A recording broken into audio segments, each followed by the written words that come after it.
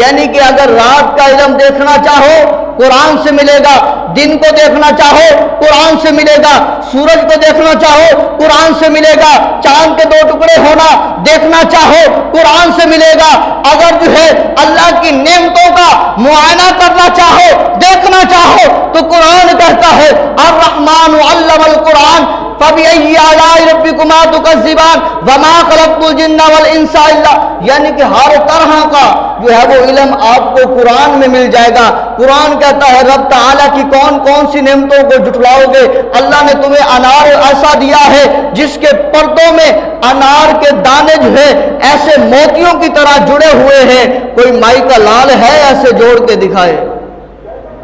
تو ہر چیز برکیف آپ کو قرآن سے ملے گی۔ آپ کہیں ابھی گندم کا موسم ہے،